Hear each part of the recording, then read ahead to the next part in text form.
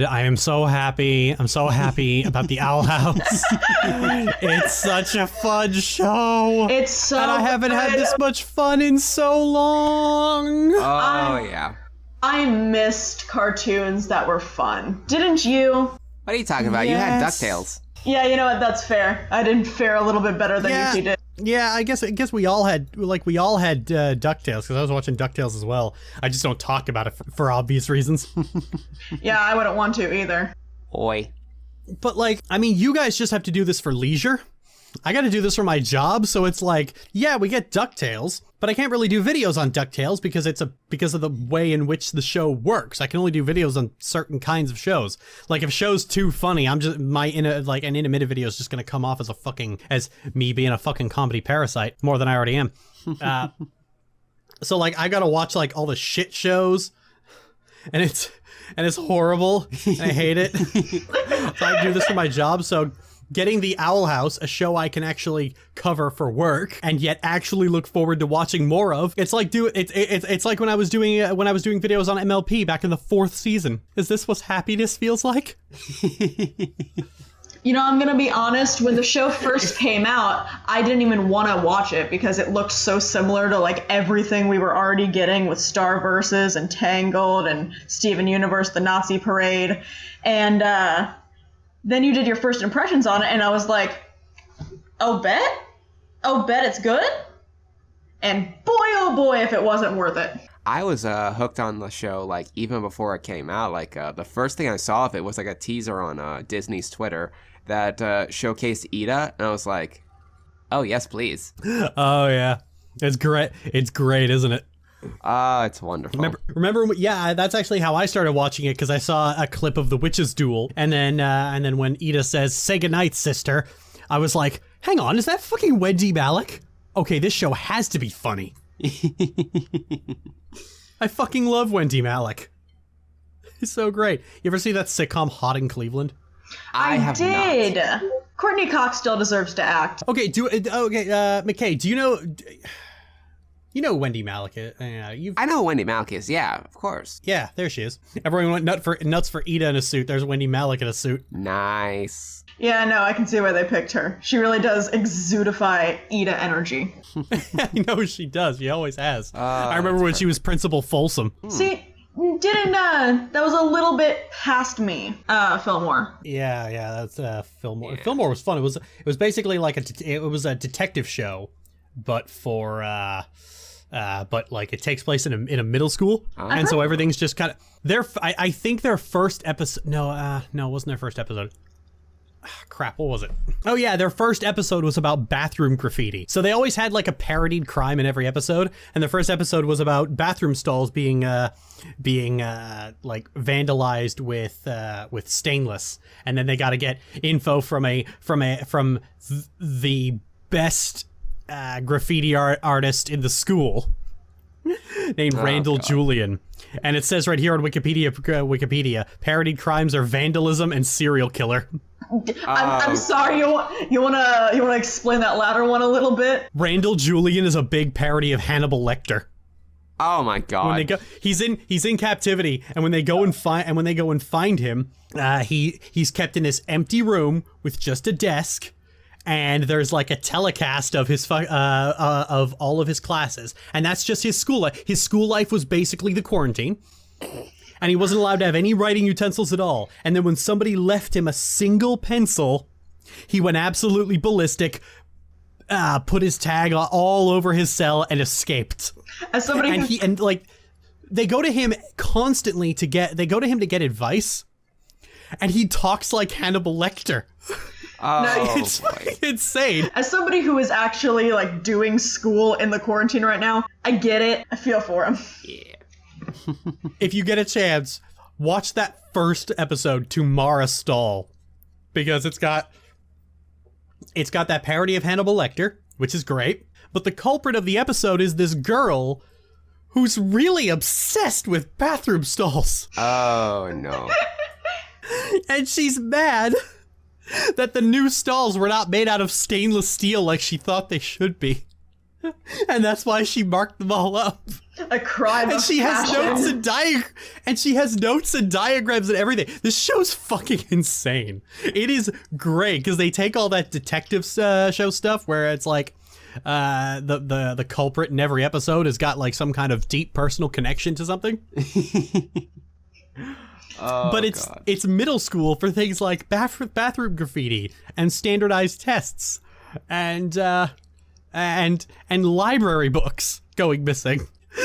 And it's great. Honestly, it's great. And I know I'm basically taking up like a whole fucking 10 minutes to talk about this just because Wendy Malick was in it. Thank you for joining us on the Owl House podcast, where we talk about Fillmore for 10 minutes before we get to a single episode. Yeah, you know how you loved Olaf and Frozen 2 because whack shit kept happening? Yeah. That's the show. Good. Nice. But yeah, me and I watched a bunch of Owl House episodes with Michaela and Miranda. And every single time Ida did something hot, Miranda's just like, me. She was like, I loved it. The two of them were just thirsting over Ida like crazy. Oh, it was a good night. Oh man. I think I think Wendy Malick might be my favorite voice actress, second only to Patty Mattson. Well, I mean, she does great as Ida, both in like terms of being absolutely hilarious, being the pinnacle of MILF culture, and getting really emotional at times. Oh yeah, like she has like a surprising amount of range on the show. Oh yeah. But we'll get to that tragedy a little bit later. So, first episode, a lying witch and a warden. Great title out of the gate. I mean, all of them have great titles. Truly, yes. They're all puns, but I don't give a damn. I will say, and you did point this out, that it does kind of, Luz is like supposed to be like painted as like sympathetic for being sent to think inside the box camp, but then you see her sick snakes on her classmates. You see her handling fireworks, and you see her unleashing the army of spiders. And it was just like, yeah, I think it could stand. I think it could stand to think outside the box, or at least think close to the box, because you are nowhere near the box right now. You are. The box is a dot to you. The box is a dot to you. Like, she's not even like, this isn't even like a whole, oh, it's a creative weird kid who isn't understood. No, Luz is actually destructive. Oh God. She's a gremlin child. Fuck, she is a gremlin child. She's absolutely feral. She's Bonnie as a teenager. Oh shit. Nah, Bonnie's just more obscure and strange. Also, real quick, I just want to give due props to Ms. Nocetta for like handling this as well as she did. They could have easily just made her a bad parent for this, but they didn't. And like, some of the fandom might like interpret her as a bad parent, but no, she really loves Luz, and she just wants to do what's best for her. It's that bit was like, you'll be so busy balancing checkbooks and learning to appreciate public radio, the time will fly by. Like, she's trying. We gather that she's like busy with work because like it seems like she's a nurse, but like she's juggling like being a single parent with like a job like that demanding and intensive. That's a good mom. Oh yeah, I went the whole series, the whole season, having no idea what it was that she kept calling Luz. And then someone on Tumblr told me, oh yeah, mija, that's just Spanish for my daughter. And that was like the most fucking adorable thing ever. It's clear throughout the whole season that they really do love each other a lot. Like, they care a lot about each other. And that love just like helps the ongoing conflict about like what Luz is gonna do when she gets back. Because like she loves her mom and she doesn't want to admit that she was lying to her, but like an impulsive decision kind of leaves her hands tied. That is true. It just goes back. It's like, hey, Mom, so I wasn't at camp. I went to a fantasy world. Oh, and also I met someone. Here she is. Her name is Ida, and she's my other mom. But I don't like any of that stuff. I like setting anime clips to music and fantasy books with really convoluted backstories. You know, it's kind of weird. It's like ironic that you love Luz so much since she's like the kind of fan and viewer that you despise. Yeah, but she's 14. She's allowed to be that kind of fan and viewer. That's true. When you're 14, it's endearing. When you're 22, bothering every single person you know to listen to you summarize The Walking Dead, it's the most fucking ear-grating thing in the goddamn universe, Lizzie. Well, let's not talk about that witch. Let's talk about the good witch. Are you a good witch or a bad witch? I'm totally a good witch. Now let's steal this dead bitch's shoes. Actually, I think this basically was that, and I didn't realize this at first because when I first saw it, I was only kind of half paying attention to the first episode, TBH. But finding King's Crown is presented as like this usual fantasy hunt for the magical artifact quest. Infiltrate the fortress, find the artifact, defeat the villain, all that usual stuff. But then it turns out the crown is not actually like important at all. It's just a paper crown that's important to King, and Ida's just like, hey, I know it looks weird, but that's my friend, and I would fucking murder someone for that man. He is a stinky bastard gremlin man. I would die for this person. It's like Sylvanas and Nathanos, TBH. Low key, yeah. This is my best friend. He's a smelly little gremlin who yells at everything. I love him.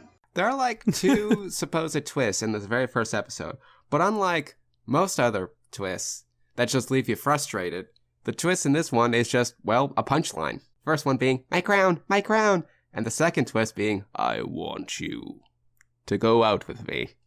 I love that. I love the idea that like if you're watching the Owl House for like world building and mysteries and lore and whatnot, you just get to eat shit all the time. Oh yeah, it's perfect. It's not even just that it's a show for me. It's a show that actively says fuck you to everyone I hate. Such beautiful comedy. All right, Witches Before Wizards. Oh yeah, this was a like I would say fantastic. Like with the stuff they kind of muddled in terms of like message for the first episode, like Lou's just like being portrayed as just the weird kid rather than just like, you know, a little ball of gremlin energy, disruptive gremlin energy. This one kind of like tweaks everything to make it just so that's good. Yeah, I think it is good that like the first episode kind of sets you up in such a way that you might think that, you know, basically, oh, okay, so Luz manages to escape camp and now can sink into her fantasy world where she'll eventually learn the lesson that nothing was wrong with her and she didn't need to change. And then the second episode comes by, it's like, yeah, something's wrong with Luz and she needs to change. Because her insipid desire to just sink back into her fucking imaginary fantasy world almost gets her and Ida killed. Oh yeah. Not only that, but I think that there's another lesson there for younger kids that I think is really important, and that's that nobody's going to hand you what you want in terms of like fulfillment and adventure. You have to go out and find those things yourself, and I think that that's important. I remember being around Luz's age and being like, I wish something cool would happen to me. I wish that I was like, you know, given my Hogwarts letter or some other fantasy thing. But looking back on it, I had the ability to go and do cool stuff. I just wasn't.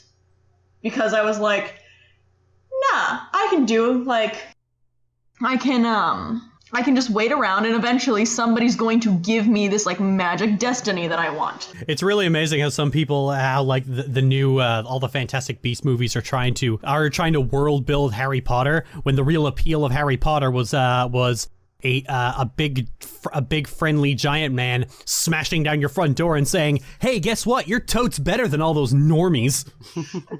Yeah, and this isn't even the most Harry Potter episode we've gotten so far. Yeah. Also, this might be weird to point out, but like for like the first like third of this episode, like Ida's eyes are like slightly narrowed and almost like lidded, and I'm just like, oh yes, please.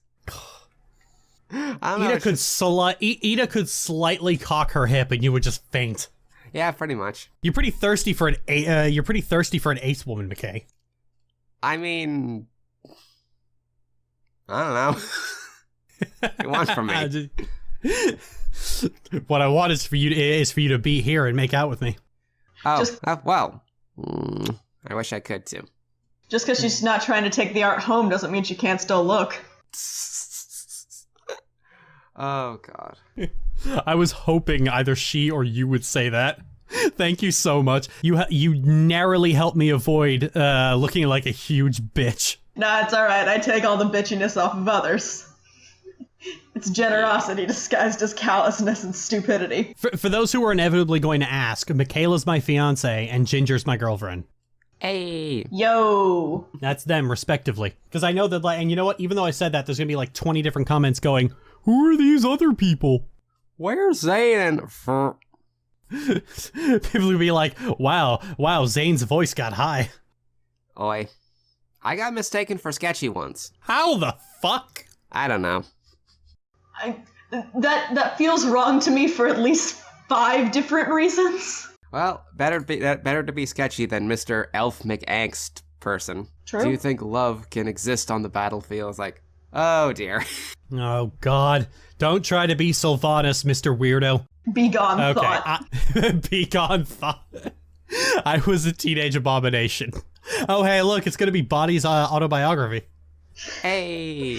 Hey. So this is the episode that introduced us to Willow and Amity. And Gus. Oh yeah, and Gus. God, loses ideal love interest and also Amity.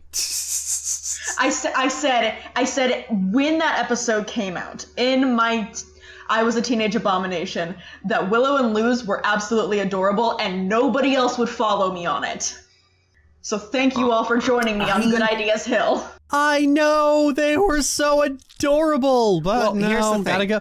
gotta go with the Draco Malfoy trope. Well, here's the thing. If Willow was going to be a love interest, her design would have made her eyes bigger. Shit, you just dropped shit, character you're right. design shit. Yeah. Michaela's bringing that meta shit in here. Like, I don't claim to be like an expert on character design. Honestly, like I envy like Ginger, Carousel. I envy your guys' character design. Like, that's good shit. I'm not very good at like. I'm not the expert at character design. I'm just like adept at like analyzing it. And yeah, like right off the bat, Willow just took me as the best friend. That's the almost unintrusive best friend. It's kind of like what Amity said when she encountered her in that episode. You're so unnoticeable. I almost rolled right into you. It's like, yeah, like shame, but that's what her design like conveys. Okay, you shut up, because Willow is absolutely adorable and lovable, and she is definitely noticeable, and fucking Jesus, her and Lou should have been a thing. Yeah, that's valid. If there's anybody in this show that's so unnoticeable that you'd roll right over them, it's unfortunately Gus, which I hope changes in season 2. I love Gus. He's such a chaotic boy. I adore Gus. I just mean in terms of how the show presents him. He doesn't get a lot of screen time or like memorable character shit. I'd argue that he doesn't really need that stuff because he's just fine as he is. It's that whole trying to force a character to be something other than what they were designed to be. And I kind of like that Gus's role is largely to tag along with the other two and make weird statements like these flags have wagged for champions and now they'll wag for the greatest of all, me. I love that shit. What I'm saying is I want Gus to be in more episodes. I want him to have more lines. That's fair. That's valid. Gus here is our human expert. You're a human, but where are your gills? Gus is a cryptid hunter and Luz is the cryptid. Shit, yeah, Luz probably is a cryptid. Also this episode we got Ida just fucking raging against the school system. No, blind obedience, pointless busy work. No, why? School. We also get the introduction of the headmaster character, who I ended up, like, I really thought I was going to hate him, but he turned out to be really enjoyable. I really like his character and where he goes. Believe it or not, I've seen worse. Yeah, Principal Bump is one of those characters. He'll do the right thing, but you have to like apply pressure. He easily could have been the stubborn, like, quote unquote unmovable authority figure that they have to constantly like rebel against, but he is not beyond reason. You just have to put your foot down. He's like he takes the loss on the chin, and I respect it. He's like the anti-Dumbledore. Exactly, and we see that in this episode because he marvels at Willow's plant ability and moves her from the Abomination track to the plant track. So yeah, Bump's a good principal. You can get him out of his rut, you just gotta pull harder. I imagine it's not that hard to change classes in Hexside. You just can't study more than one. Not yet. Also, this episode introduced us to the perpetual B-plot arc of King's many grabs for power. Is King even a king, or does he just call himself that? We aren't sure. I hope we never find out. I hope we never find out what King's deal is. I remember, I think on the AMA, Dana Terrace said something about like, oh, we'll figure that out in due time. Yeah, I think she mentioned something about figuring out why King has a broken horn and kind of what his deal is in season 2, though the extent to which we will be finding out his shit is unclear. I kind of like that Dana basically makes it clear that, yeah, if you think there's some master plan in the works, right, from episode 1 that's going to have, like, huge foreshadowing, there's not. There never is. Any creator who tells you that is a fucking liar. Dana respects my time with each 30-minute episode, and I respect her for it. Oh, yeah. The fucking pacing in this show, my god. Oh, yeah. This, compared to other shows that just fucking drag their feet all the time, this is practically a speed run.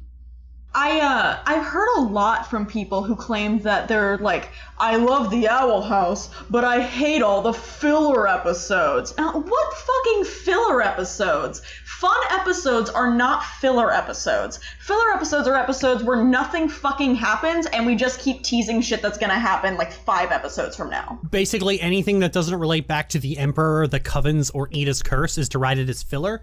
Because what these people ultimately want is for the Owl House not to be a slice of life show about interpersonal relationships. They want it to be a big grand adventure show where the only characters who are allowed to have development are the villains.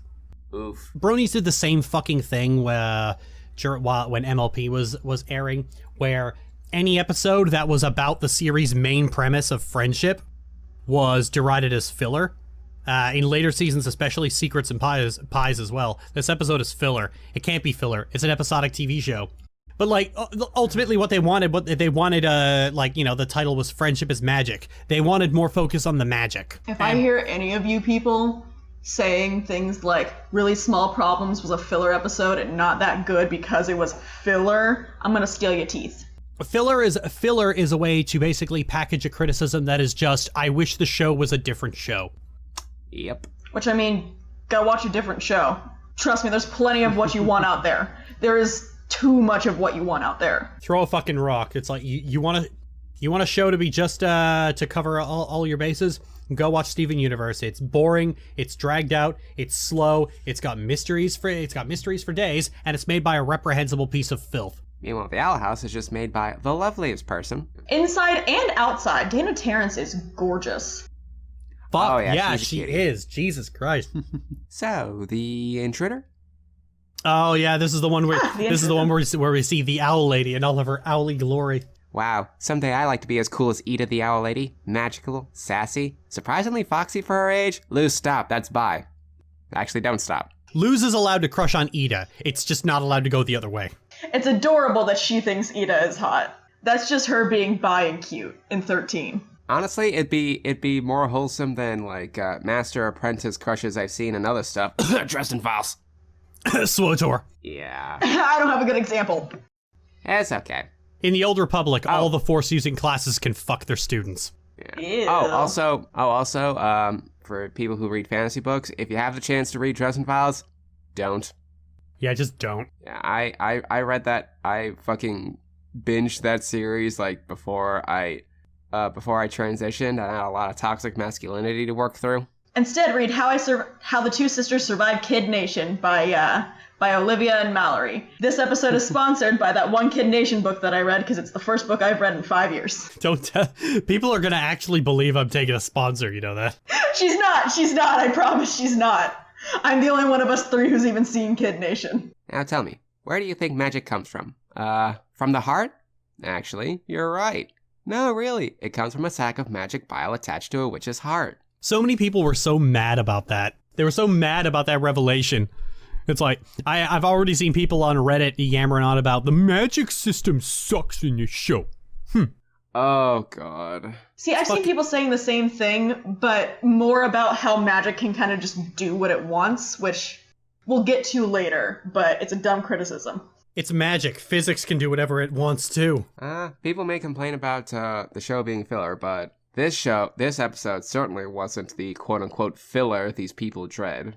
We learn about Ida's curse, and we see Luz's first spell, and she is just so adorable when she does magic for the first time. It's like, I did it! I did magic!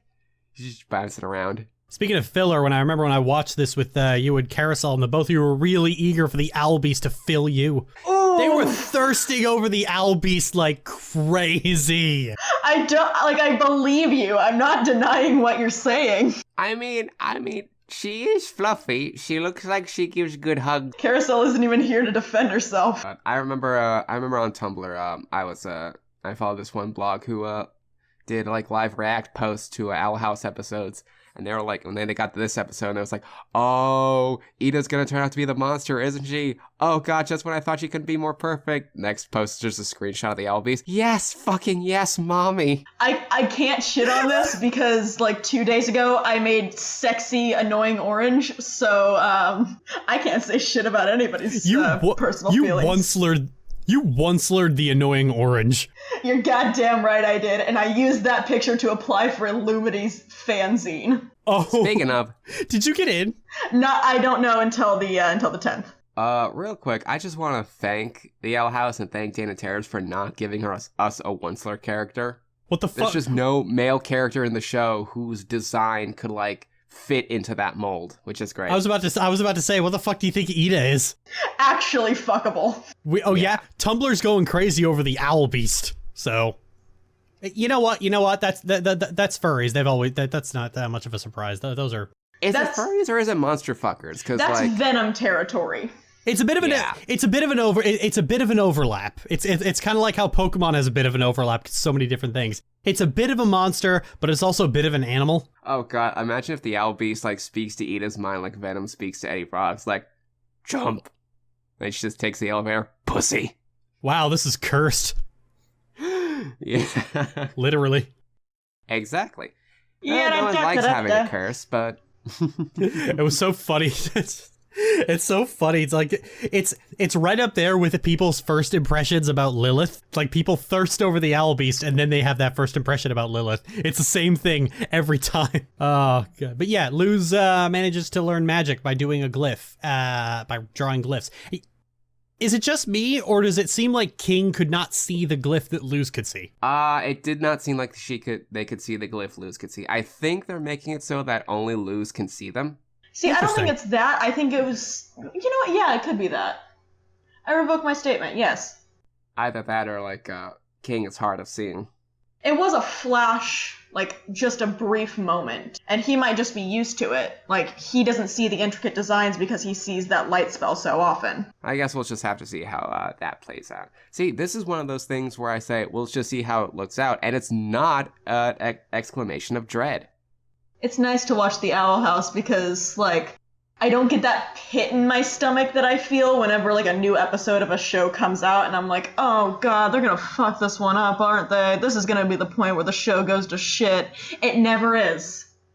I felt that, like, when I caught some spoilers for the finale, but the finale itself put my mind at ease. Yeah. You misled me, by the way, on that, Ginger. You showed me that thing about first petrification in 30 years, and I was like, yes! Then I seen the episode, I was like, ah. I thought it was like, I had the same thoughts that you did. I knew I had as much context for it as you did. I felt that was intentionally misleading myself, but... Okay. So, moving on to things getting worse. Covention, which I see everyone writing out as convention, when that's not how it's spelled, it's Covention. Yeah, like covens. That's the joke. It's a fucking job fair, not Comic-Con. Oh god. Speaking of jokes, that joke where King is reading Azura, and then like Ida steps through the portal to get away, and then Luz just fucking yeets King through the portal just before it closes, and he's still reading. Hecate screech, screeches, screecheth did she, for the screeching dith worseneth. Oh god, I love that bit. This is a strong family unit. Speaking of which, we got to talk about everyone's funniest first impression ever, because I don't think there's a single person who hasn't done it. I did it. I'm certain. I saw you do it, McKay, and you did it as well. Everyone sees Lilith, and when Lilith and Ida interact, and our first thought is, oh, are they bitter exes? And then she says sister, and I'm just like, oh, never mind. I cannot take this back quickly enough. Who let Jennifer Lee into the studio? Oh, God. I mean, they are, like, I will say this. I'm just going to put this on record because I haven't put it on record yet. Lilith does seem like the kind of person who would like her sister a little too much. Where the north wind meets the sea. I swear to God, if they have a Cuddle Cloach scooch in scene in season 2, I'm gonna fucking lose my mind. I'm going to lose my mind. I did say she was basically Illyria. Yeah, pretty much.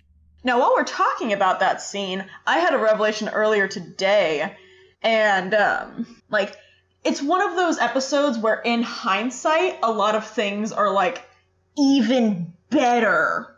Specifically the fight. And specifically, the thing that leads up to the fight, which is Ida teasing the shit out of Lilith for cheating. Which, at the time, is funny, because Wendy Malick is a delight, and Lilith is getting shit on. And now that we have the context of Agony of a Witch and Young Blood Old Souls, it's also funny because rub that in your stupid fucking face, you cheating bitch. Oh, yeah. Yeah, this isn't even the first time she's cheated before. In a duel. In a specific duel with her sister.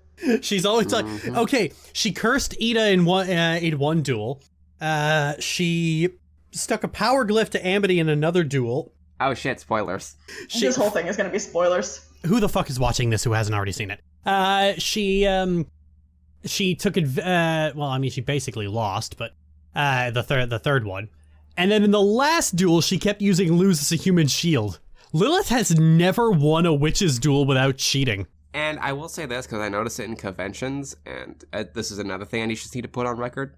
Ida and Lilith do have, extreme Dante and Virgil energy, to the point where I'm surprised I haven't, put music to that, to any of those duels. I like how in the duel, the first one that they do in this episode, Covention, you can tell that Ida doesn't really care about winning, she's just having fun with it, while Lilith is giving it her absolute all. Oh yeah, Lilith, when it comes to fighting, relies on solely on her own power. Ida just utilizes her surroundings. Regardless of what you think of the fight itself, you could say it's a bit floaty. Spencer Wan's work is always a bit floaty. I mean, just fucking look at Castlevania. But it helps establish their character through how they fight. I think it's very akin to the fight between Jack Sparrow and William Turner in the first Pirates of the Caribbean movie, where the fight itself looks really good, but in addition to it, the thing that makes it great is just how much character you get in the fight. You need to find yourself a girl, mate. Oh god, fucking Ida is Jack Sparrow and Luce is Will Turner. Everyone stay calm, we are taking over the ship. Luce goes, aye, avast! We recently watched Pirates of the Caribbean, so we got that on the brain. But yeah, one thing I do like is they kind of shows how much of a foil, how much of a foil Ida and Lilith are to Luce and Amity, who part on better terms than the two sisters do. So I think we're just gonna have an ongoing theme of younger generations not making the same mistakes as the old. Well, I mean, Amity doesn't have enough character to be the super intense mega bitch that Lilith is. True. Okay, Hooty's moving hassle. This episode slaps. Oh yeah, it's we get an actual good look at Hooty just being his hootiness. We got Ida just being her wonderful self, being addicted to Hex's Hold'em, kind of like how I've been addicted to solitaire recently. You're playing it right now. Am I winning? And we got a nice pot shot at cannibalism, capitalism. I mean, let's be honest. Capitalism pretty much does involve eating away at people. Rich people probably would eat poor people if he convinced them it was a rich people thing to do. Leaked plot to the new Purge movie. Fuck. Fuck. It's like there's two, you know what? There's like two story threads, and it's like there's one with Ida, and then there's one with Luz, Willow, and Gus. And the one with Ida is just a lot more interesting. Yeah. Like Luz, Willow, and Gus. They do a seance at a slumber party. They make the house stand up and go on a march. They fight some hunters, and then they plonk it back down, and that's it. Well, Willow gets a little character arc about her not needing to prove to anyone how much better off she is. But thanks to social media, everyone sees that someone who can't do magic, someone who struggles with magic, and someone who we have not actually seen use magic, but we know technically can, managed to actually make an entire fucking house move. But all of the top witches in their year couldn't fucking get an action figure to move. And they can't even, like, be called braggers about it because they didn't say anything. It is the best possible catharsis. Oh, yeah. It's called capitalism, and you always lose. Oh, God. Tivels is my favorite recurring antagonist. He's basically just a rich bastard. I'm glad they made him look like a pig and not like a goblin. Oh, yeah. Yeah. Because, like, fuck, he's just, like, so smarmy, and, like, his, like, design just makes it perfect for you just want to feel the urge to, like, kick him across a Grudgeby field. I'm gonna punt you like a football. Also, Ida having that encounter like we all have with the pharmacy. It's like, sorry, your prescription's not ready. He'll be ready for next week. I need to take my prescription regularly, you fuck. Ida's me getting my hormones refilled on the very last possible day. Oh, yeah. Back when I took birth control, same hat. Okay, Lost in Language. I liked it. I like, Edric and Amira are funny. Oh, yeah, they're great.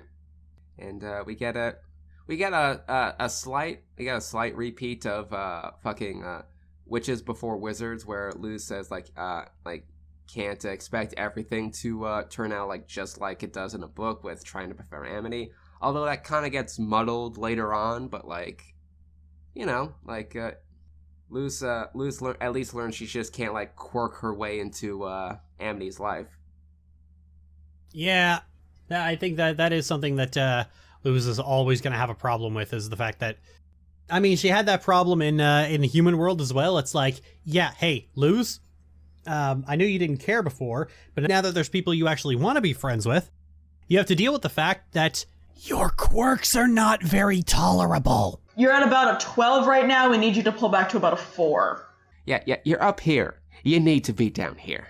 Yeah, you gotta, like, try, at least try and get along with other people. Oh, and, fucking speaking of, the only reason Luz is even at the library is because Ida has her go, take some books back, because she takes that books from the library, because she's always learning about magic. So she is not one of those, typical, like, burnout characters who just, like, had trouble with school just because, you know, well, they're just a problem child. Speaking of Ida, her subplot with the little bat children is absolutely adorable. Aw, Ida, you look so motherly. Say that again and I steal your tongue. That's such a Sylvanas line. It's fucking great. It really is. What quiets kids down? What if we make a TV network ages 6 to 11? That's ridiculous. There's only one thing to do now. She pulls out a giant knife. Apple slices and story time. The way that King looked, he definitely thought she was gonna murder those children. Seeing Ida be a mom was fucking great. Yes. It's practice for becoming Luz's adopted mother. And then Luz gives her the book about empty nest syndrome. I miss my babies. She realized empty nest is a double entendre because she's the owl lady. Oh god, it's gonna be even worse when Luz goes back to the human world. Well, no, it's fine because Ida and Miss Nocetta are gonna get together and be cute gay wives, and they're both gonna mother Luz. That's like my one semi-unrealistic expectation for the show. Like, if that doesn't happen, I'm just gonna be sad. Like, I shouldn't be surprised, but I'll still be sad. It would be funny if exceedingly powerful witches just happen to be a type that runs in the family. I mean, Luz is pretty fucking powerful. Okay, Once Upon a Swap. That's the body swap episode. Oh, right. You want to skip this one? I mean, it was okay. There's nothing wrong with it. Yeah, like, it it's a usual, well, as it says, it's a body swap episode. It knows it's a body swap episode. It goes through the rhythms. It has the typical, like, fucking, well, did everyone learn a valuable lesson about experiencing other people's hardships? Yes, good. Let's end this nightmare. That was good. And then we got some more Hooty being his hootiness. I guess we technically get the first indication that Lilith does like her sister, so that's something. It's not a lot, but it's something. I love you, sister. Now please join this fascist death cult with me. No, it's fine. I'll take the curse off of you that I put on you when we were children because I couldn't handle losing a fight to you. My little sister. What? Okay, something ventured, something framed. This is the episode where Gus takes Luz into the school, and there's a whole bunch of shenanigans, but the important part is Ida's trying to get Luz into Hexside. I'd say this is like the one episode of development Gus gets, since most episodes just have him just being his usual gusty self. He gets some funny moments in this one. I like when he puts his enchantment double in the classroom and then does like the finger over the neck motion to him when he stops paying attention. He gets his own rival, which just ends up being a punching bag. Yeah, fuck that kid. But yeah, Ida's like character is like really the highlight of this episode. She steals the show. And it really does show just how much she loves Luz. That like she's not only willing to go into Hexside, which she was already staunchly against, but is willing to like bite the bullet, apologize for her transgressions, and fix like all of the vandalism and disasters that she caused. And even like in the fucking third episode, Ida sees Luz's interest in witches school as like a mark of failure for her, and now here she is to try and like actually get her in. It's so soft. Ida loves that child so much. Oh yeah. I also like the ending bit where we just see all of the crimes that young Ida committed with like a little accompanying picture. She haunted the locker room and is just standing there off to the side giggling, and then she's lounging on a bug. Also, another good episode for Bump. Another good episode for Bump. Like, and you won't tell the Emperor's Coven about this? No. I'm a principal, not a stooge. It's like, well, shit, respect. I may not like you, but I ain't no snitch. Alright, Escape of the Palisman. This is a cute episode, and Ida's love for Albert is adorable. Like, it starts off, like, freaking adorable with fucking King at the playground. His squeak of rage. Apparently that was Dana Terrace who does the squeal. I can't believe she can make that noise with her mouth. Well, I mean, she also plays Tiny Nose, which, according to her, is her self-insert. It was her Twitter profile for a while. Now it's King in a mask. Yeah. I've seen people on, like, it was either Twitter or Tumblr who thinks fucking Tiny Nose needs, like, more exposure. It's like, no. Tiny Nose is a gag character. Tiny Nose is perfect as she is. Leave her alone. That's like giving the fucking gnome from Tangled a character arc, which I'm surprised the show didn't do. There was a gnome in Tangled? Yeah, it was the small old guy, wasn't he? Oh, right. Oh, someone give me a glass. That guy. The one who reacted to Mother Gothel like he was you reacting to Ida. Oi. Oh, God. Yeah, the Bat Queen was a Palisman. Oh, that means something. I have no idea what that's supposed to mean. Like, the Bat Queen was supposed to fit on a staff. No, I do, but so I don't realize the significance of it. Here's the thing. If I were more cynical about the Owl House, if this were, say, if this were written like Star vs. the Forces of Evil, I would basically go, okay, the Bat Queen is going to turn out to be the Emperor's Palisman. That's what would happen. See, I've seen some people saying that she was actually the Titan's Palisman, which I don't know. Like, I'm not a stickler on relative size, but I feel like if that was the case, she would have to be at least as big as a mountain, because like a mountain like takes up like the Titan's like knee. Luz learns a very important lesson about taking care of the things that you love. Yeah. And also, Ida and King have a moment. She's a semi-transformed owl beast. Oh yeah, that's right. Ida trying to bite the slide. So tiny, so angry. You know what I love about this and Youngblood Old Souls? Kind of shows that Ida can overcome her curse in the presence of people she loves. It's the power of love used in what I would consider one of the best ways. Sense and Insensitivity. This is Yeah, this is the one where King becomes a writer. Yes. Yes, this is Spend the one money with on that thing I wrote. This one is the one with spare us. Oh, yeah. Yeah. Oh, fuck. Also, like, Ida looks really good in her cloak. Like, hood down or hood up, it's just, Maybe you've never been led into a lethal trap before, but the response is usually, ah, no, spare us. Ah, sure. Spare us. I saw that and I was like, oh, that hit me so goddamn hard. I've never been hit that fucking hard. yeah. Except maybe the Shadowlands trailer.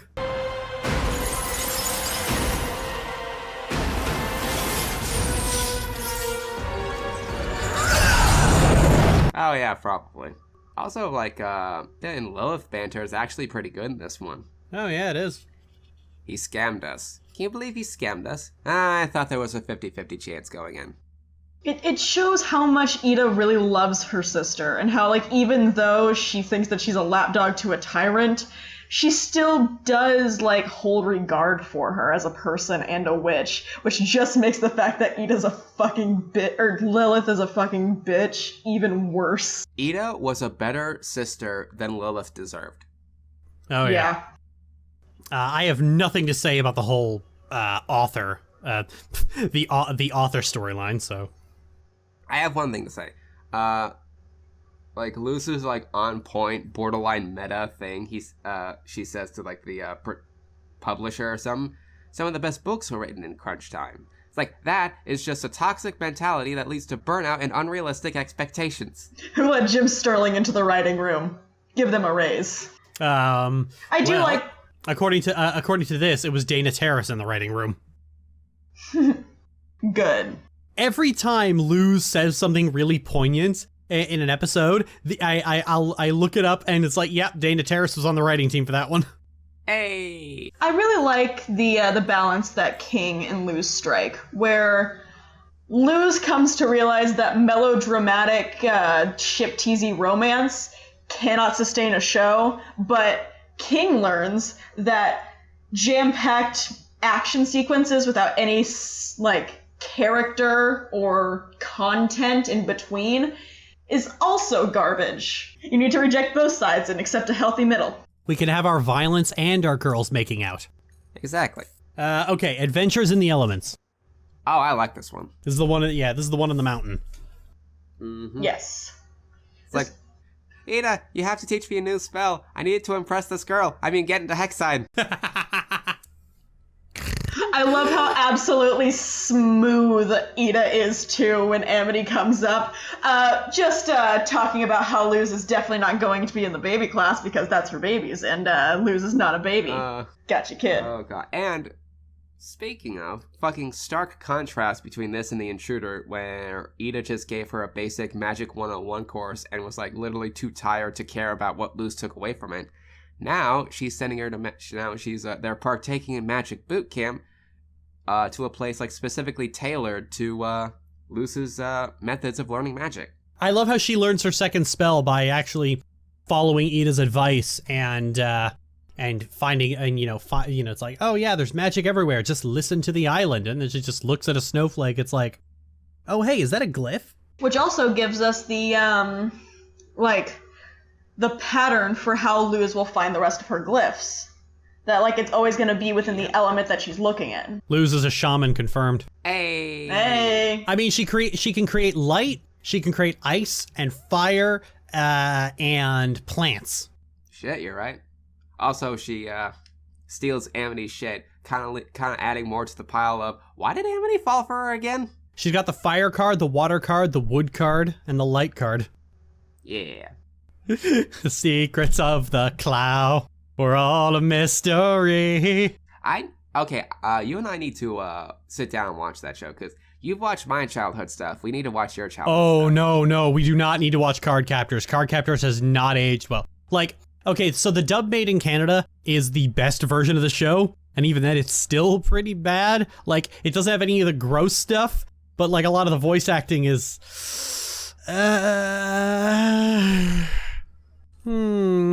I would not I would not ask you to suffer through card captors. I don't know why I suffered through card captors. I was 11. There was nothing else to do.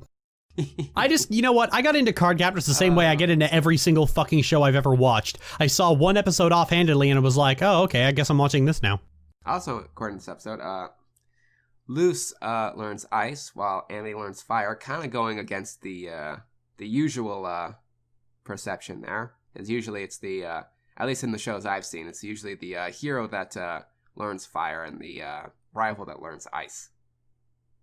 Loses Xehanort confirmed. Loses a vessel of Xehanort. Every other character has yellow eyes. Luz was chosen for conversion. Oh god. She got to the Boiling Isles by entering the door to darkness. Oh Jesus. Like every episode of this show so far with Edric and Amira, I loved Edric and Amira in it. Oh yeah. Edric tries to actually eat the snow. Go on, eat the snow. And then she's just got all the snow in her mouth like she's doing fucking Chubby Bunny. I fucking love that woman. I think there's something to be said about the Owl House's version of Fred and George already having like a certain level of respect for Ida, just for how much chaotic power she holds. I mean, considering what Ida got up to, she's basically Mooney, Wormtail, Padfoot, and Prongs all wrapped into one. Oh yeah. I mean, she's arrogant and smarmy. She comes from a high family, but from a high living family, but she doesn't like to acknowledge it. And she turns into a monster at the full moon. That's weird, because I could have sworn I heard Lilith say they came from humble beginnings. Oh, never mind then. I mean, she could be full of shit, but I don't know. I mean, she's full of shit about everything else she fucking says. That's true. And she also beats the shit out of a greasy, dark-haired loser. Who's the greasy, dark-haired loser? Lilith. Oh, okay. Lilith is simultaneously Regulus and Snape. Oh, yeah. Okay, the first day. It was good. I like this one. One, it's another great bump episode. I like all of the detentionies that Luz meets. I think they're all pretty cute and pretty funny. Slight Breakfast Club vibes. I like the part where Luz goes, "Let me squeeze your faces." And I like how Ida's trust in Luz was not in vain, because she goes against the system and actually ends up changing the system a bit. That scene at the end when Bump pulls out Ida's old picture and is like, you know, there was one other person at Hexside that tried to do what you did. I think she'd be proud. I was like, oh, my heart! Oh, gets you right in those mom and daughter feels. All right. First thing you should do is when you get to school, punch the first kid you see to assert dominance. Aw, I won't be doing that. Like, the episode does start off with a bit of an animation error that they had to go back and fix for, like, future airings, where she already starts off in her in the out uniform that she has at the very end of the episode. Speaking of that uniform, I really like it. I think it's cute that each of her limbs has a different color to represent a different class. It has two. They each have two different colors. And I just wanted to point out that when Bump chooses the magic track for her, he picks the track that Ida was in. Huh. It's just a fun little detail that I noticed, and I liked it. So you two go to the same school now. That doesn't change anything. Yeah, boy, God, people went fucking nuts. People went fucking nuts over that line. We're the first day in, and we're already jumping head first. We have had 4 episodes with Amity, and we are already at this point. Oh, yeah. Okay. Really small problems. King had a little character arc there. Ida is always her perfect self. Tibbles is back of being his classic piece of shit.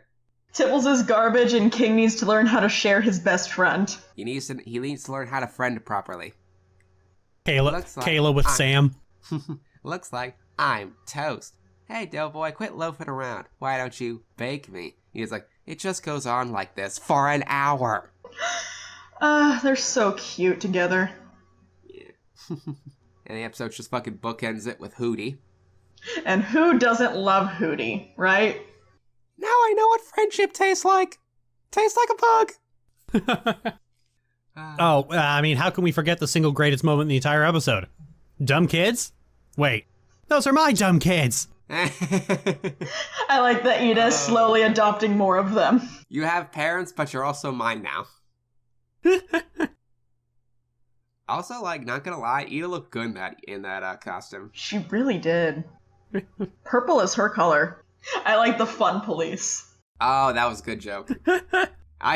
That's my job, and I take my job very seriously. The tie goes, woo! I thought I had no respect for law enforcement before. But it keeps surprising me. Okay, now we're getting into the heavy ones.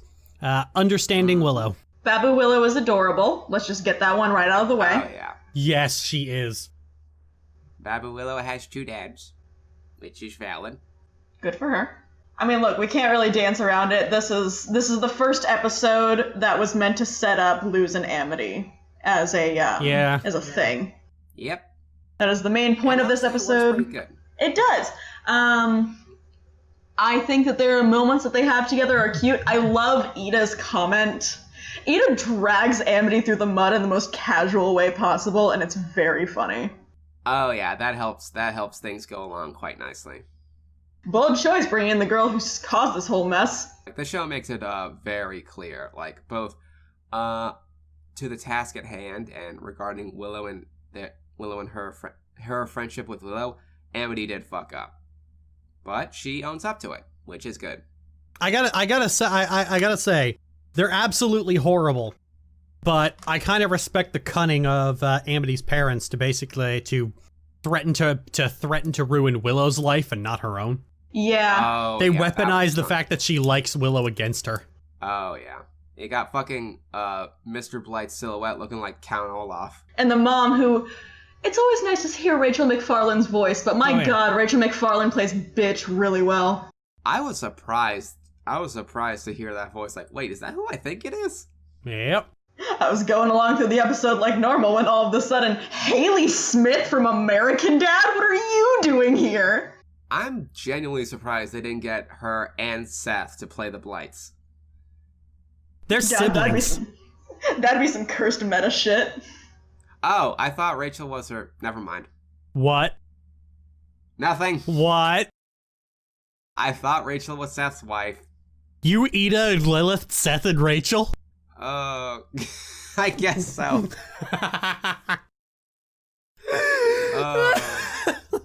My idiocy shall be immortalized on the internet. Good thing that this thing isn't going to air or anything. Oh, wait, shit.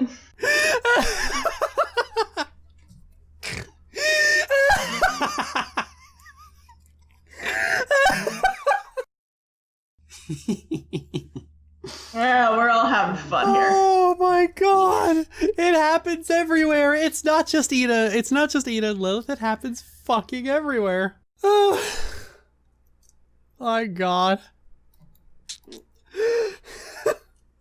Okay, so Enchanting Grom Fright. Yo, okay. I'm not gonna lie, every time I hear the word Grom, I still think Hellscream. That's fair. Look, I completely understand that this is not the gay representation we deserve. We deserve a lot more than this, and it's just Amity pining right now, but holy shit, serotonin levels through the roof when I first saw this.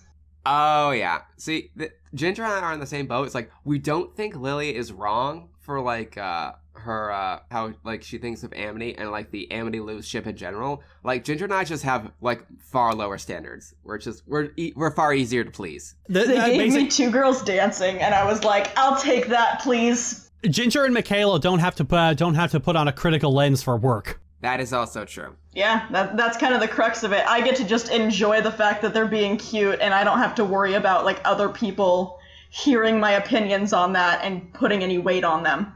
Except for that one time where people did. Yeah, by the way, hey, if you were one of the people who, like, flooded my Tumblr ass box trying to repeat to me the same points that Lily had made on her Tumblr about why she didn't like Amity, go fuck yourself. I'm allowed to have different opinions from Lily. I'm not an accessory to her life. I'm my own person with thoughts and feelings. Yeah, we aren't Nazgul. We aren't extensions of Lily's will. They're not Dark Rangers, guys. Multidimensional. They're not Dark Rangers, guys. Exactly.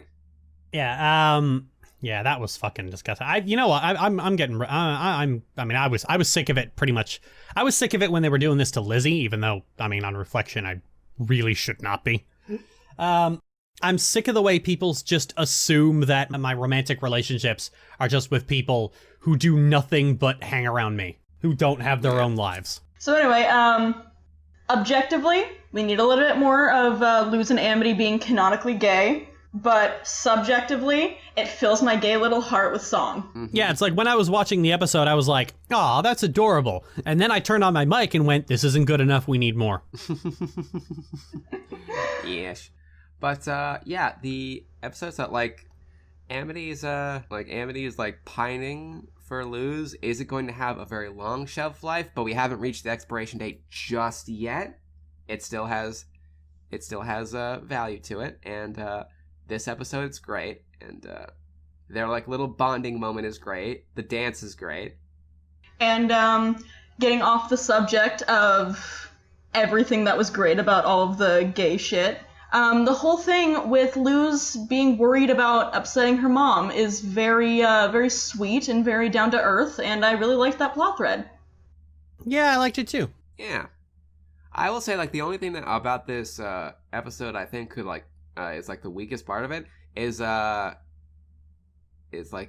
King and Gus's little thing, which is a shame, because, I love the idea of, those two, bonding over something, but, I mean, it's not intrusive enough that I could say it's, an actual problem with an episode, but it's just that, with everything about it that's good, it's just something has to be at the bottom. Yeah, it's the weakest part of a strong episode. I also, for once, I didn't groan when they left a lingering mystery element with who's writing Miss Nocita all those notes from Luz. Yeah, because that's a cute moment. That's a cute moment. That's okay, whoever is doing this, it is going to be so fucking soft when we find out. Yeah, people are saying that it's going to be somebody evil like the Emperor, and I don't think that. I think it's somebody in her life that just wants to make sure that her mom knows she's okay. Your first guess was Amity. Yeah, my first guess was Amity because the handwriting lined up. Yeah, and it would make sense that she wouldn't know how to spell Luz's name initially. And showing us letters from both Amity and the mysterious person writing the letters in the same episode feels like something that Dana would do to make sure that you're able to get a hold of that. That's writer should that's basically a writer just basically coming down, smacking you in the face with it just to make sure you got it. It's it's kind of like a foreshadowing thing where the writer is trying to basically make it blatantly fucking clear, what the answer is, because the reveal itself is not actually part of the fun. You can definitely tell it was written by the person who worked on Gravity Falls and then DuckTales, which also have the similar, added element of mystery to them. DuckTales more so in, the kind of added in as an afterthought part of it. But, yeah, you can definitely tell that she's worked on the two other shows because she's really good at it. And those shows are good at it as well. Also, Ida in a suit, just saying. Also, Ida in a suit. Where's the fun in watching a monster eat a dumb kid if it's my kid? So much for Mama's fun night out. Oh, God. She is just... She's exactly... Ida, just marry... She's exactly what you said she is. She's the perfect woman. Oh, God. Ida, just marry Miss Nocetta already, please.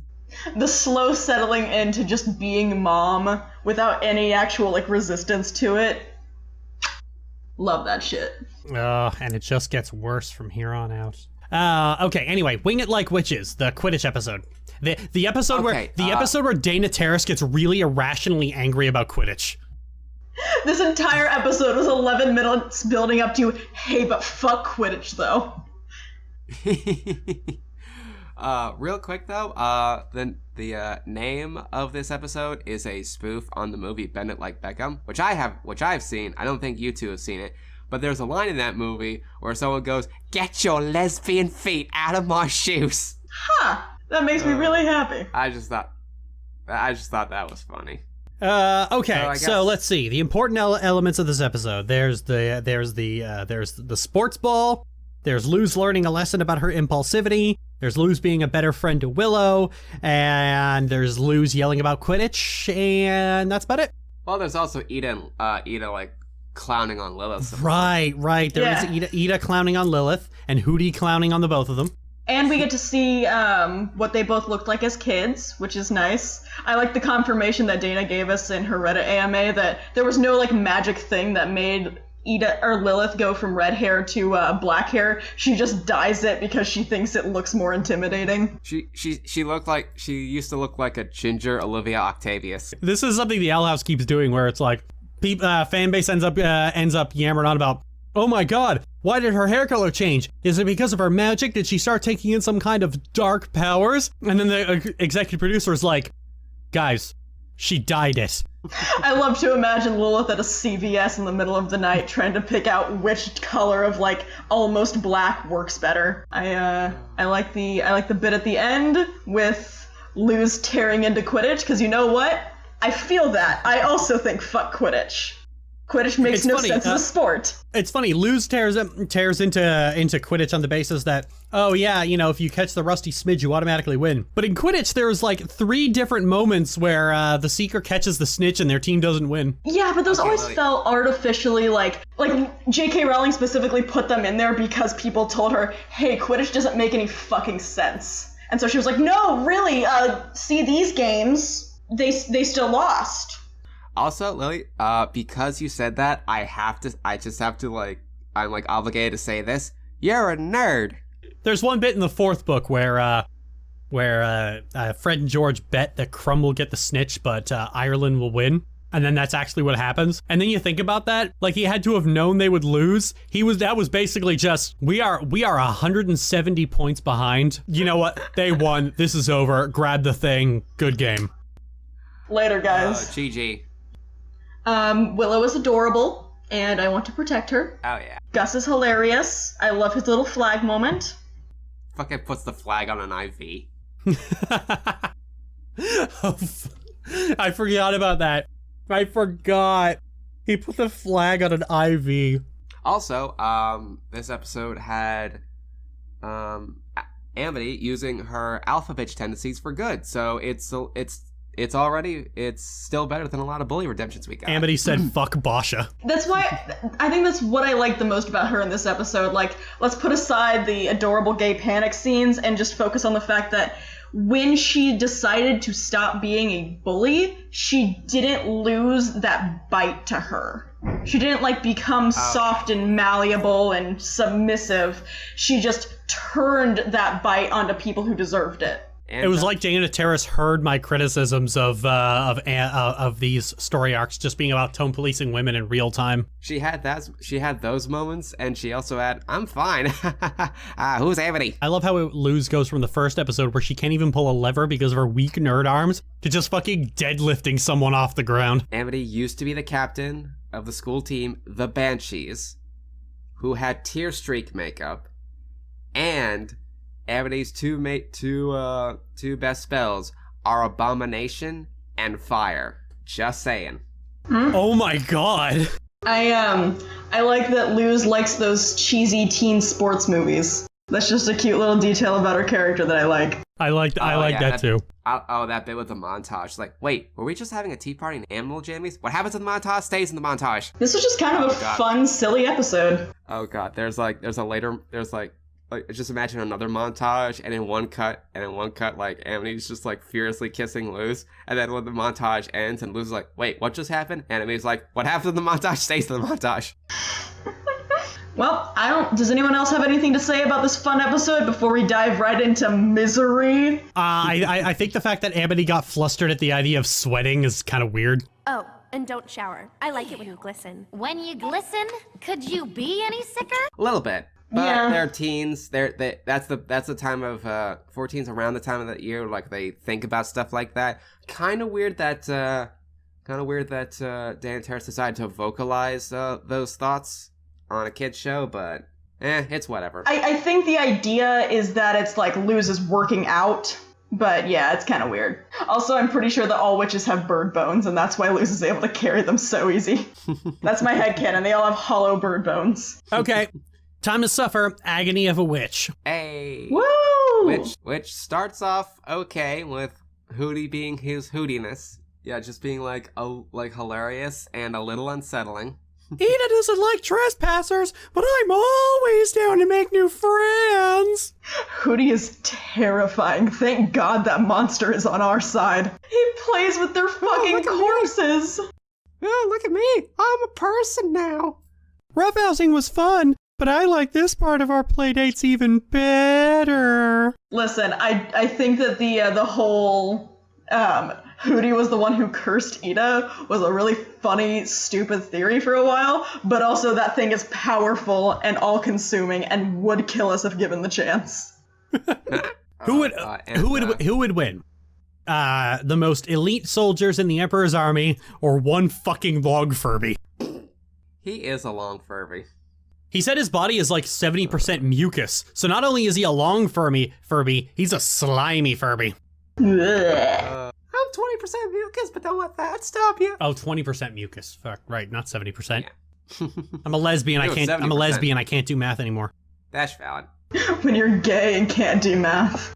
Oh, speaking of lesbians, fucking Ida in this episode. Wow. Oh my god. Jesus, she just zaps right in, and she's like just hovering. Her power is just all around her, and she's glaring at Lilith like, oh, fuck. And that's when you realize, Ida was playing around in Covention. And those soft mom moments like before then, where she decides to like make the cloak for Luz instead of herself, and then just be so excited about the idea of Luz coming home. I was like, and then that happened. I was like, oh shit. I spy with my little eyes something coming this way. Luz. She was so happy. God, and then fucking hell, like. Okay, do we want to go in like order of like how the episode went, or do we just kind of want to vibe with how like the different parts that made us cry? I mean, look, let's be honest. Most of the stuff that takes place in the Emperor's Citadel is kind of eh. Yeah, the Emperor's palace was there.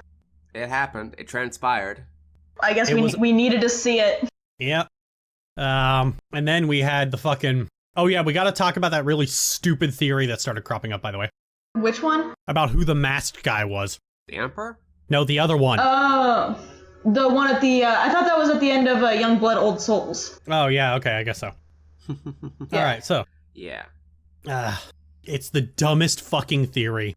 And for those of you listening, you might think it's going to be its normal kind of dumb. It's not. It's a special kind of dumb. So. It's a very special kind of dumb. So Lilith cursed Ida. And told her that by mistake. Out of impulse. First off. You know what it was? It was one of those the horde is nothing moments. Oh god. Yeah. First off, I'd just like to say kudos to the show writers for not keeping us in suspense about that for 3 seasons. Oh yeah, I was shocked when we found out as early as we did. Oh yeah. I was more shocked by that than the actual reveal. It's like, wait, we're learning this now? Yeah, because the reveal kind of like, yeah, okay. Like, okay. I don't like it, but yeah. Yeah. But fuck, Ida immediately afterward. Like, she just looks surprised. She is completely blindsided. And then she just looks away. And then you see her, like, grit her teeth in anger and just start shaking. Mm-hmm. She goes from shock to betrayal to rage. Oh, that was good shit. Ugh. And she was already kicking her fucking ass, like, the whole fight. Just the way that she enters the fight scene, that is the angriest we have ever seen Ida the Owl Lady. Just, there's no quips, there's no, like, any dialogue whatsoever. It's just Ida appears in a flash of golden brilliance, ready to tear her sister to shreds. Oh, yeah. You look back on, like, all of the things that, look back at, like, on all of, like, Ida's moments where, like, she like shows aptitude, but there's still stuff that gets the better of her. Then you see that, and you're like, wait a second, you could have done that the whole time. Let's acknowledge the moment that made me the gayest in this entire show, which was, then how pathetic are you that you can't beat me at my worst? Oh, that was good shit. That was such a line. Like, ooh, yes, please. And then we get into more of Lilith is a filthy fucking cheater who can't win in a fair fight to save her life. Quite Ever. literally. She only wins because she threw Luz off the fucking pit. Yeah. Oh, yeah. It's like, I became sharp, crafty, Fun way of saying you have no morals. A fun way of saying you would kill a baby. Your sister became sharp and crafty. You just kind of lost all sense of morality. And then we have the heart-shattering scene of Luz telling Ida to let her die so that way her magic won't deplete. Oh, yeah. Luz, Oh, that got me. and Luz, thank you for being in my life. Oh, God, that hurt. When I tell you I cried. Dear viewer, when I tell you I let out a sob. Oh, Ida loves Luz so much. And then that agonizing scream she does right after as she's transforming. Oh, yeah. Oh, God, it rips your fucking heart out. It hurts you in all the best ways. And then it tacks on like the extra sting of Lilith taking her and being a bitch to Luz after all of that. Oh, yeah. Fuck you, Lilith. God, yeah, Lilith got canceled very quickly after this episode. Ida is with her real family. I want to fucking throw this woman off of a cliff. I will debone you like a trout. And then you get the ending, which is just no music, no nothing, just Luz silently walking home, King excited to see his, like, two best friends in the whole world, and then just, where's Ida? And then the complete breakdown of Luz. All right, moving right into Youngblood Old Souls. Starts off with a lore dump, which we didn't get before we needed it. Good on you, Dana. And which doesn't overstay its welcome because Luz doesn't care. All she cares about is, Emperor took my friend, Emperor took my mom, gonna go pump the Emperor full of magic lead. Yeah, I'll defeat you with the power of friendship and this fucking gun I found. Side note, that was my favorite, like, fan art craze between, Agony of a Witch and Youngblood Old Souls, where it was just people drawing Luz with a gun. Luz, you gotta be careful. The Emperor is about to be full of lead. The Emperor is a little bitch. And then you get to the one, you see the note that Ida left her, and it really does want to claw at your freshly torn out heart from last episode. Hey, just in case during the last week, you have in any way managed to recover some of your heart, I'm just gonna claw it out again just to be sure. I think then it like immediately cuts to Belos, interrogating Ida. Who just opens with, farts, I got caught. Which is such an Ida thing to say. Right up till her last moments, she will always be Ida Clawthorne. Sassy bitch. No, like her if you want to be real sad, her last moments was actually practically begging Lilith not to hurt Luz. Yeah. Oh, yeah. Who, Lilith, by the way, found out that the Emperor wasn't gonna heal Ida like he promised. Big shock there. What a surprise. And she realized that all the scummy shit she did was for literally nothing. It reminds me of... What? There's a scene at the end of Phineas and Ferb Across the Second Dimension where the villain gets reunited with his lost train, which losing the train made him evil in the first place, and he's like, finally, I get to go home and rest with my choo-choo. And then he immediately gets captured by like 9 soldiers. He's like, oh right, my many crimes against humanity. Forgot about those. Real quick on the Emperor himself, I think he's fine because he serves the role that he was intended for, just being a boss fight. So, I can't wait to watch his ass get kicked. Mm-hmm. Well, speaking of which, Luz sneaks into the conformatorium and just fucking blitzes everybody. Holy shit, she has been power leveling. She has been on that witch grind. She popped in live to win and just went for it. Yes, my child, thrive, prosper. I think most of what we gush about is actually is going to be how much of a fucking badass Luz is in this episode. I love the immediate cut between Lilith going, don't worry, I'll capture the human child, and then just showing the destruction and carnage that Luz has left in her wake. Where are they keeping Ida? Draw me a map. Oh yeah. And then he fucking did. Yeah, you know what? I'd draw her a map too. Fuck. Oh man, loses losing it. She's on the loose. So yeah, then we get to the gut-wrenching reunion with Ida. Soft scene. But what really basically grabbed my heart and squeezed down on it like it was a stress ball owned by a single mother was when Ida's pulling her hand away from Luz's cheek, and Luz just grabs it and pulls it to her chest and goes, "But we're a family." And her voice breaks a little when she says that. It's like, oh god. Oh. Just in case any viewers are wondering, I'm literally tearing up thinking about it. I know, God, me too. God, I haven't not teared up that badly since we wrote Kayla leaving. Oh god. What is it with me and like tearing up when like kids are like removed from their parents? That always gets me. It got me with Kayla, it got me with this, it got me with fucking Phantom Menace of all things. Because it's the most tragic thing that I think anybody could think of. Like an innocent young child who is helpless to do anything watches as the person that they love the most is torn from them. Ugh! And then it just makes the moment when Ida oh, sorry, go. Oh, I was about to just say, Kayla kind of went willingly and was kind of nonchalant about it. Like, she was like happily leaving and then turned back for a hug, which just ripped at everybody. Getting back onto this. You were saying? It just makes that scene where Lilith shows up and like you just see Luz tense up, like, oh, this bitch is about to have a bad time.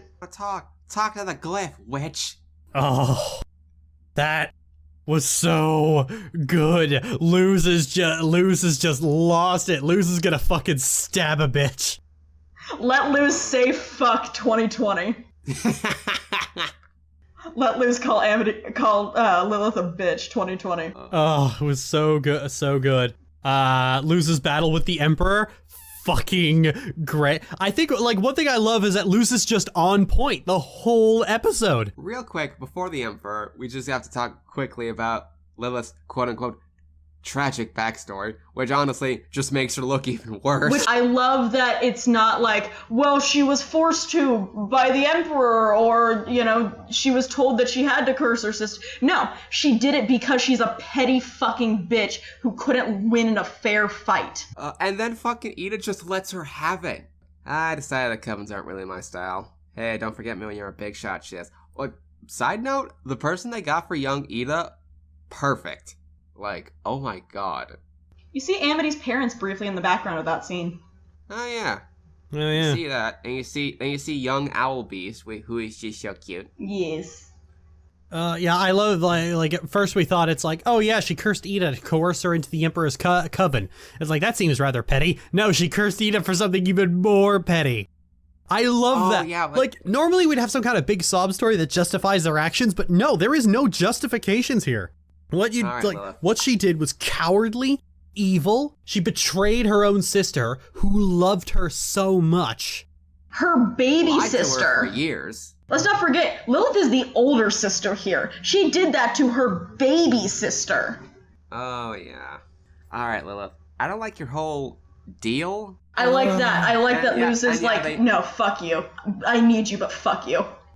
And they are gearing Lilith up for like the whole redemption stuff. But it is better than what we've been getting elsewhere. Just like with Amity. And it's going to, and how good it is, it depends on how they're going to follow it up in the next season.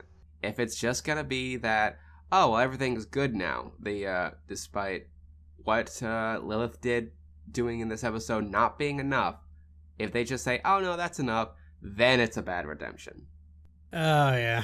I gotta say, my favorite part of the whole episode is, well, it's but we're a family. But a close second is when Luz destroys the petrification machine, and you see that one little gremlin thing go, no, what is happening? And she just walks up behind her, holds a fire glyph behind her head, ignites it, and says, free them, now. I love the immediate tensing that she does, too. Like, oh, okay. Oh god, she clowns on the Emperor. She clowns on her. She clowns on the Emperor. She clowns on Lilith. She clowns on the Emperor himself. See, that's my favorite scene. When she gives him the portal, and she's like, I may have lost, but so have you. She had a contingency in place. I'm so fucking happy about that. She had a contingency in place in case she lost. You want to talk about working smarter and learning to be crafty? Lose, bitch. Oh, yeah. She pulled a you've won nothing on him. Take that, you fucking Dark Souls Sans Undertale looking bitch. The Emperor looks like if a Dark Souls boss fucks Sans Undertale. The Emperor looks like Sans Undertale's Dark Souls character. Yeah, who also looks like a Beetleborg. The Surge. She had contingencies in place. I am so proud of this baby. Oh, yeah. She is so brilliant. And she's so powerful. I'd like to take a brief aside and just point out that Willow and Gus do not have a big part in this episode, but I like the part that they play. Oh, yeah. Let Ida go. The Emperor should let... Yes. She helped me escape jail. She helped me stay in business. She helped me love teaching again. After she left. Fucking love Principal Bump. He's great. Yeah. Principal Bump is valid and deserves rights. Okay, now it's time to get to the dumbest fucking theory I've ever seen anyone make ever. And so there's this masked character at the very end of the episode. And people are like, ooh, who is that? And I've seen a lot of people insist that that is Amity. It's fucking dumb. It's so dumb. Yeah, it's so dumb. And like even in some alternate universe where it could be Amity, it would be a really stupid fucking twist, because those kind of twists are always fucking stupid. But what makes it especially dumb is that we see Amity earlier in the episode at home with a broken leg. I guarantee you they put in that scene specifically so nobody could say, oh, it's Amity. No, she has a broken leg and is in bed. It's like, I remember that person was like, well, we don't see Amity in this episode. She's at home with a broken leg. It's not our fault you weren't paying attention. She literally has screen time in this episode to show you that she is not involved in this episode. It could be one of the Blights, but it's not fucking Amity. Yeah, and now that, I could definitely see it being Mr. or Mrs. Blight, and it's like, hey, they're probably going to be bigger antagonists as Luz and Amity get closer anyway, so why not just make them a double antagonist?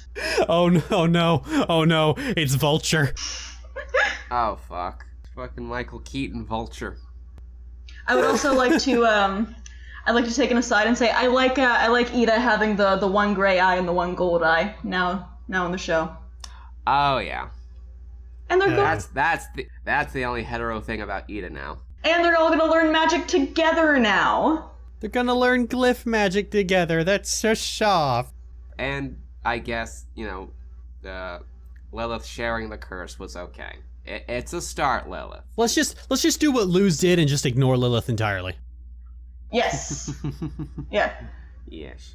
You hurt Ida. And then immediately afterward, Ida yells, you hurt Luz. Oh. Yeah, there's one thing about this episode I'd say was like, just irked me. It was like King getting in the way of Ida's attacks. Like, no, let her claw the bitch up. At least a little. Just a little, just a nick. Blind one eye. She doesn't have to kill her or anything, but maybe leave a scar. Like, next season just starts, it's just like a cold open of Ida just like fucking decking Lilith in the face. And it's her ring hand too, so it leaves a dent. God, this show's so good. It is. That was the most satisfying finale I have seen in years. I love how the whole season did not drag anything out. If the Owl House wasn't to have gotten picked up for a second season, the only plot there that would have been disappointing was losing Amity. And if that's the only disappointing thing about your show, you're batting at 90 out of 100. Yeah. Hi, I'm Dana Terrace. Welcome to my gaming channel. Today we're going to be speedrunning the Owl House. And I know they haven't been confirmed for season 3, so I have a really strong feeling that we're going to get a lot more plot progression in this one in season 2. Because I don't know about you, I certainly wouldn't want to leave cliffhangers for a season I don't know is happening. The Owl House is funny, the Owl House is satisfying, and the Owl House is it's a good show. The most that you can say that's bad about it is the gays aren't as objectively as good as we need them to be. That is it. I think that is the most bad that I can say about the show.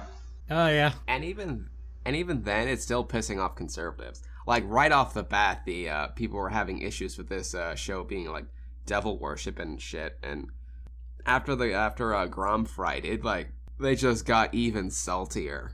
And so it's funny, it's satisfying, and it's pissing off conservatives. That's a cold turkey. That's a good thing in bowling, I think. And it's still flexing on about like 98% of other shows doing their gay representation. Like the only two shows that I can think of for like kids cartoons that are doing better are, I've heard Kippo, I haven't seen it but I've heard, and The Loud House.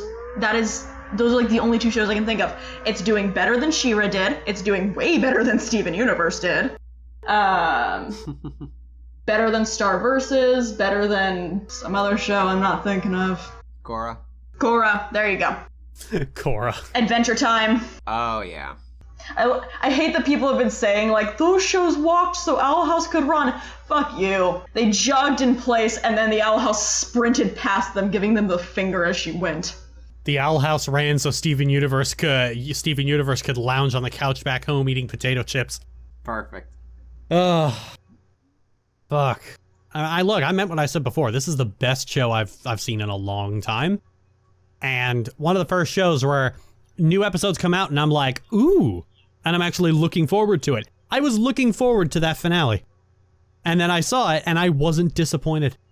It was so... Yeah. Because I don't get that anymore. We don't get that anymore. We get, like... Where was I going with this? Everything is just made these days to fuel addiction. They're dragged out. They're packed to the brim with mysteries and plot twists and surprises and implications and fake ass foreshadowing masquerading as something smart. And it's just become so unsatisfying to watch anything. And here comes the Owl House going, hey, you remember like 15 years ago when shows were fun? Pepperidge Farm remembers. You remember back when a show about magic and friendship wasn't trying to be Game of Thrones? I think we just have to come to the conclusion that like Dana Terrence has not written a bad show yet. Any show she has been on has been wonderful for kids and wonderful to adults, and not in that shitty Steven Universe way where it's like for edgy 14-year-olds pretending like it's for children. It's actually good for all ages. Oh, yeah. Steven Universe is for teenagers who watch The Amazing Atheist. Oh, jeez. I can't think of a better way to end this podcast than with that. Actually, I did want to make another point. A lot of people keep trying to make comparisons to Gravity Falls with the Owl House. You know, trying to basically claim, Ida is Grunkle Stan's ex-wife. That's his name, right? Grunkle Stan? Yes. Yeah. Ida's Grunkle Stan's ex-wife, or trying to make this claim that like it takes place in the same universe as Gravity Falls, and I fucking hate that. I mean it's continuity mongering, and I already hate that on principle. But I hate that Dana Terrace's like first show she's heading on her own. Did she head DuckTales actually? No, that's Frank. Gosh, I don't know how to say his last name. Agnos? Okay, yeah. So it wasn't her. Yeah. So the first show she's making on her own, people keep trying to tie it back to Alex Hirsch in some way. Yeah. That's very frustrating. God forbid this woman get her moment in the spotlight, right? God forbid Alex Hirsch's feet aren't kissed for 5 seconds. We don't need a weirdness cinematic universe, guys. Yeah, no, we don't. We just need an adorable kid and her fucking big top energy lesbian mom. Everyone wants Ida to step on them, and it's fucking great. Mm-hmm. You've seen how many close-ups they've had of Ida's heels, right? Like to my recollection, we've had 2. Oh yeah. They know what their fans want. You do realize that now that the season 2 is being produced,